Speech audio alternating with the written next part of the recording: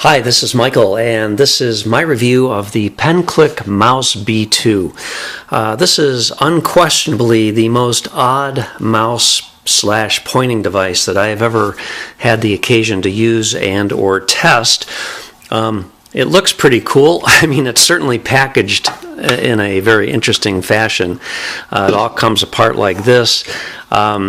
It actually baffled me how to get the mouse out of the packaging, to be quite honest. But there's a little silicone clip here that just sort of holds it all together, and then the mouse just sort of slides right out.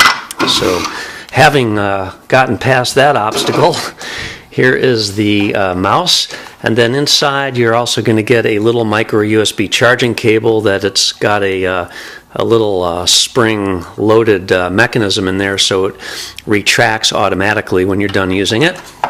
And you get a little felt carry bag for the mouse. There's also your user manual and warranty information. This is powered by a nickel metal hydride battery that goes in the bottom of the case here, and it is a 750 milliamp hour 1.2 volt nickel hydride battery.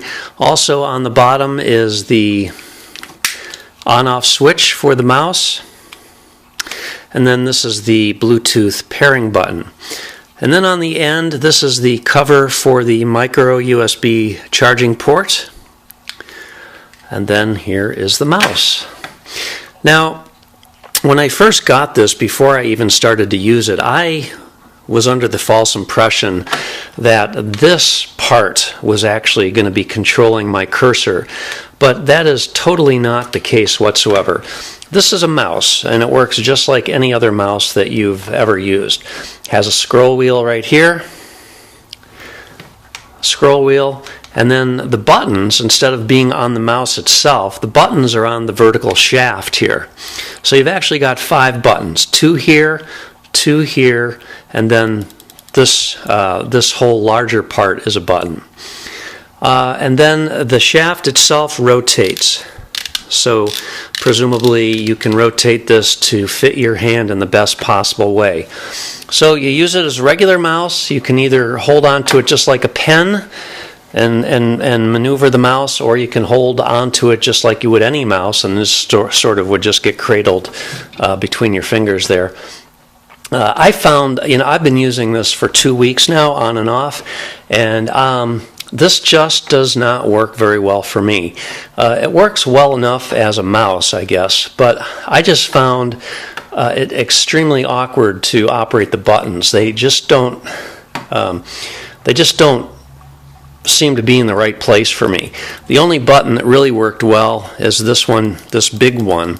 That one fits my finger very naturally, but in order to hit the other buttons, I have to bend my finger. It's just not working for me. And I also found it extremely aggravating or difficult to get used to having the scroll wheel down here.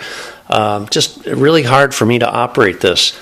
So although it may work for some, and I don't know what type of difficulty you would need with your hand in order to make this more desirable than using a regular mouse or a trackball, which is my preferred type of pointing device. A trackball for me is the ideal type of thing because it doesn't have any strain, any carpal syndrome that you might have.